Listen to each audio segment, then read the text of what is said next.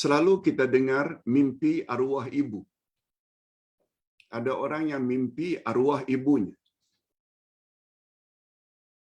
dengan berpakaian putih datang menjemput ketika dia sedang sakit tenat.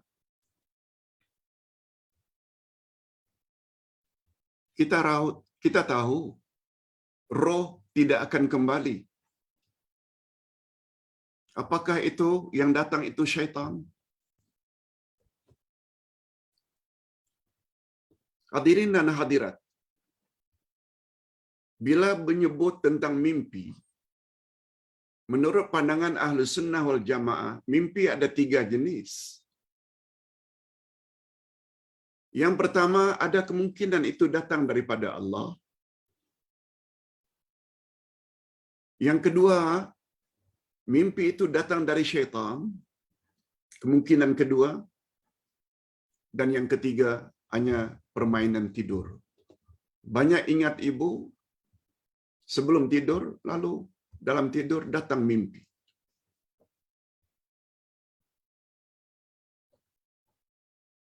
Tapi kita perlu ingat, manhaj akidah Ahlus Sunnah wal Jamaah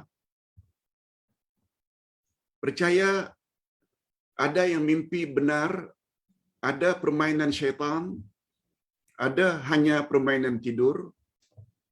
Yang jelas dalam manhaj akidah Ahli Sunnah wal Jamaah, mimpi tidak boleh dijadikan hujjah. Mimpi tidak boleh dijadikan dalil atau bukti. Sebab dia ada 3 kemungkinan. Cuma kata Nabi, bila kamu mimpi buruk, bangun tidur, doa atau salat 2 rakaat. Minta agar Allah lindungi dari apa perkara buruk yang kita lihat dalam tidur. Begitu anjuran Nabi Muhammad sallallahu alaihi wasallam.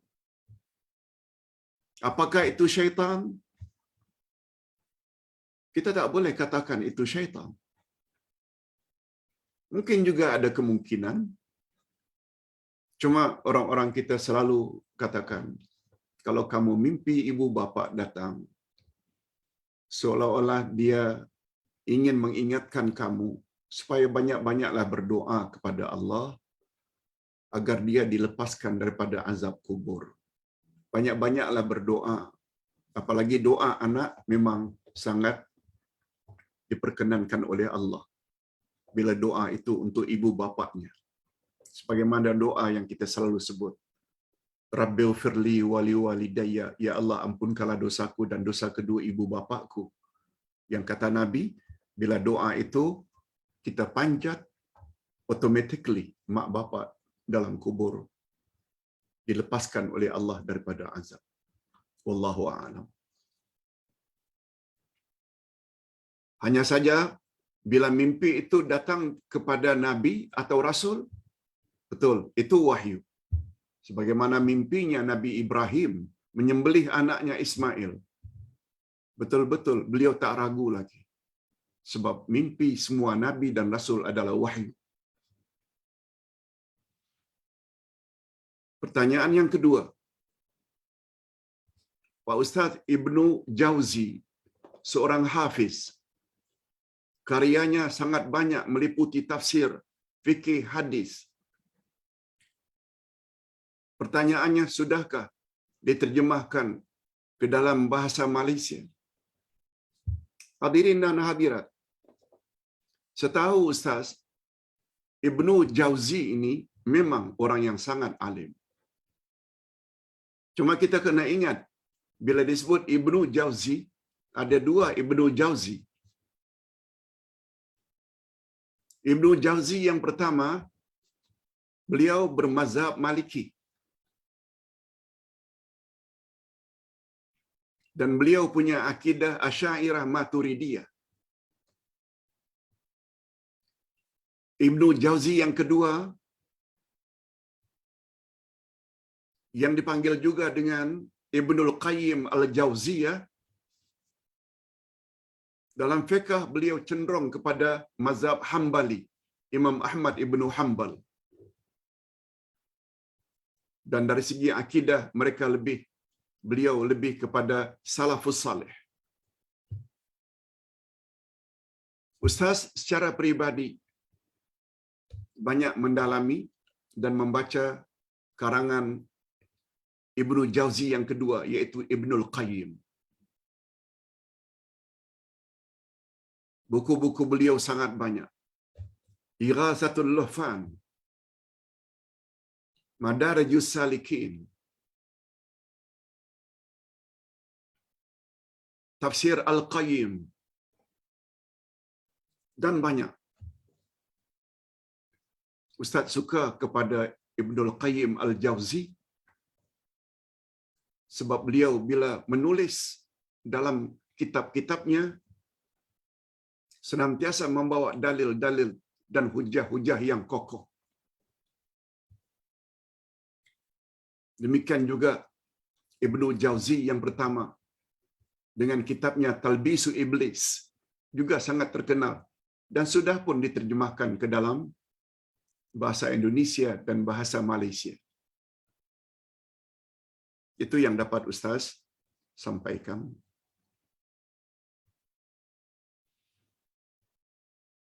Yang ketiga, apa hukum tahajud sebelum tidur, Pak Ustaz?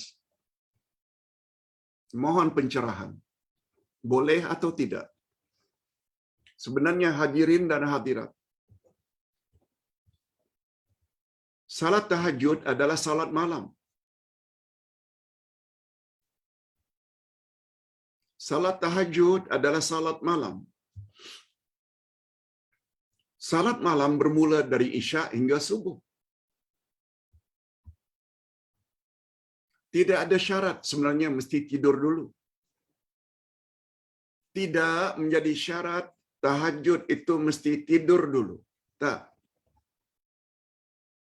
Cuma kita tak nafikan.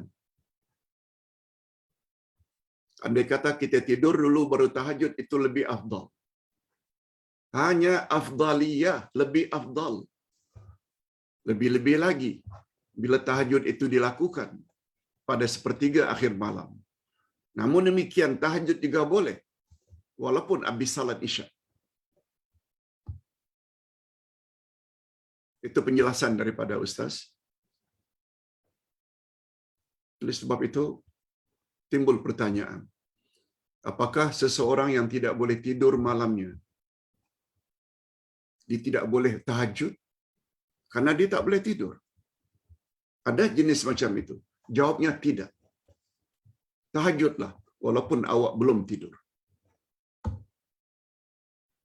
Sahabat Nabi sallallahu alaihi wasallam juga berbuat kedua-duanya. Ada sahabat yang tidak begitu confident, dapat bangun sepertiga akhir malam, tidak begitu yakin, lalu dia salat habis Isya. Dan ada pula sahabat yang confident, yakin, menurut kebiasaannya bangkit pada sepertiga akhir malam, lalu dia buat tahajud pada sepertiga akhir malam. Sekali lagi, tidur bukan jadi syarat. Hadirin dan hadirat. Hadirin dan hadirat. Minta maaf.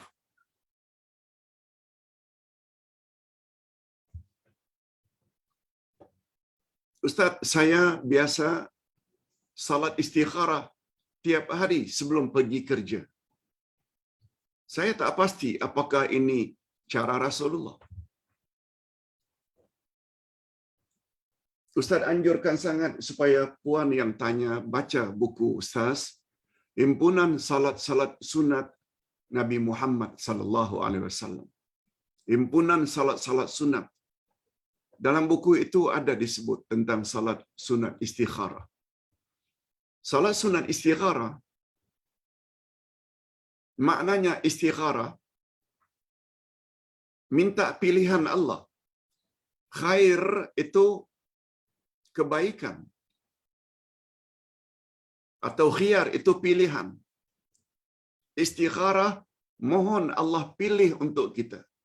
Bila kita perlu buat salat istikharah, bila kepada kita ada 2 atau 3 pilihan yang kita tak tahu, Apakah pilihan kita itu membawa kesan yang positif, berakhir dengan baik atau tidak baik? Itu hanya ada dalam ilmu Allah. Kita dapat tawaran antara UIA dengan UKM. Kita memohon dua-dua diterima. Lalu kita tak tahu ke UIA ke yang lebih baik atau UKM untuk melanjutkan studi istikharah. Kita ingin membuat satu pekerjaan, buat gerai ke, jual makanan, atau bawa Grab, bawa lalamove, driver taksi. Kita tak tahu. Istikharah. Oleh sebab itu, istikharah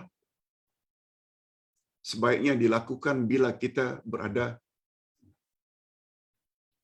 berhadapan dengan beberapa pilihan yang kita tak pasti mana yang lebih baik. Oleh sebab itu, bukan sunnah Nabi. Oleh sebab itu, bukan sunnah Nabi kalau ia dilakukan setiap malam atau setiap akan pergi kerja. Bukan sunnah Nabi macam itu.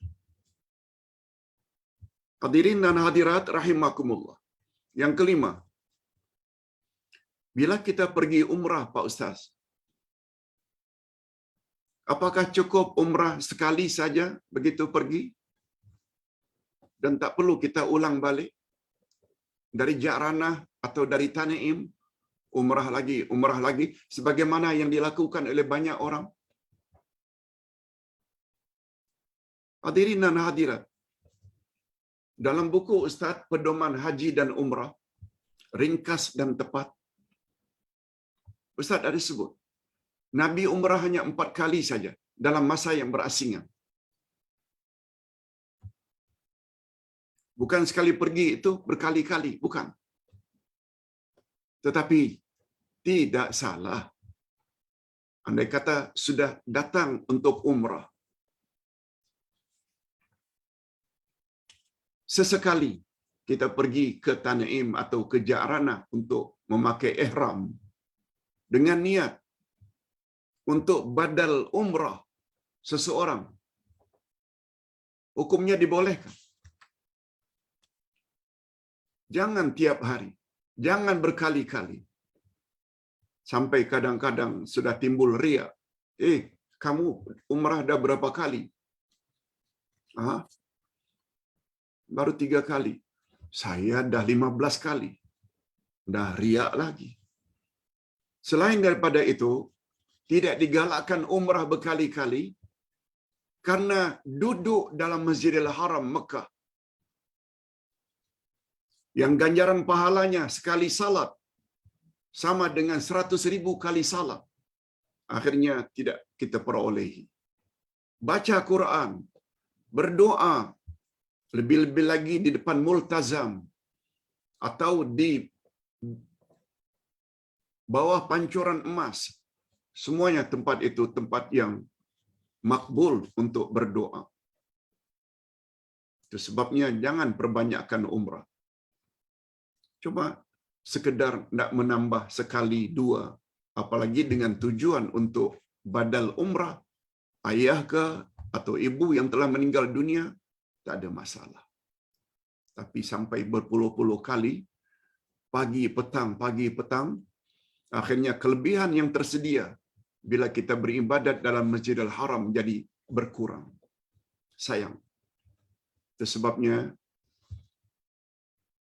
kita beramal mestilah dengan ilmu, bukan dengan akal, bukan dengan nafsu. Pak Ustaz, anak Nabi Nuh, ada 3 yang selamat setelah banjir. Anak Nabi Nuh hanya 3 yang selamat daripada banjir. Okey, betul? Sebenarnya anak Nabi Nuh ada 4. Ham, Sam, Yafith, dan Kan'an. Kan'an ini durhaka. Diajak oleh ayahnya naik perahu atau naik bahtera, dia enggan. Saya boleh selamat dari banjir dengan mendaki bukit, dengan mendaki gunung. Dia tak terfikir bahawa air tersebut boleh mengatasi gunung. Pokoknya Kanaan anak Nabi Nuh yang durhaka. Dia mati kafir. Dan Nabi Nuh sangat sedih. Kita ringkaskan betul yang selamat itu daripada orang-orang beriman lainnya, 3 anak Nabi Nuh dengan pasangan masing-masing. Ham, Sam, Yafith. Yang ditanya, betulkah kita orang Nusantara ini adalah dari keturunan Yafith? Ya, begitu menurut ahli sejarah. Daripada Sam dapat bangsa-bangsa tertentu. Daripada Ham muncullah bangsa-bangsa tertentu. Dan pertanyaannya, betulkah Yafith itu akhirnya dapatlah orang-orang yang berada di Nusantara atau di Asia Tenggara? Wallahu a'lam. Begitu yang Ustaz dapati. Wallahu a'lam. Ustaz kira cukup sampai di sini dulu yang sempat Ustaz jawab. Bagi yang belum sempat, kita tangguhkan lusa insya-Allah akan Ustaz jawab semampu yang boleh. Tapi ingat ya, esok kita cuti. Sebab Ustaz ada perjumpaan dengan orang-orang tertentu. Bukan Ustaz seorang, tapi dari GASMA, Gabungan Ahli Sunnah wal Jamaah Malaysia. Kita akhiri dengan doa. Alhamdulillah Rabbil Alamin. Wassalatu wassalamu ala asyrafil anbiya'i wal mursalin. Wa ala alihi wa sahbihi ajma'in. Rabbana ufir lana dhunubana wali walidina warhamhum kama rabbawna sighara. Ya Allah, ampunkanlah dosa kami dan dosa kedua ibu bapa kami. Dan cucurilah mereka, ibu bapa kami masing-masing, sama ada masih hidup atau sudah meninggal dunia, rahmat-Mu, kasih sayang-Mu, sebagaimana mereka telah didik kami sejak dari kecil. Rabbana hab lana min azwajina wa dzurriyyatina qurrata a'yun waj'alna lil muttaqina imama. Ya Allah, berilah kami pasangan hidup dan zuriat keturunan yang menyedapkan pandangan mata dan hati kami, dan jadikanlah kami pemimpin bagi orang-orang yang bertakwa. Ya Allah, pada pagi ini kami telah mendapat pencerahan tentang kisah Nabi Zakaria dan Maryam. Rupanya Nabi Zakaria pernah memohon kepadamu, ya Allah, menginginkan zuriat. Zuriat yang saleh, zuriat yang taat.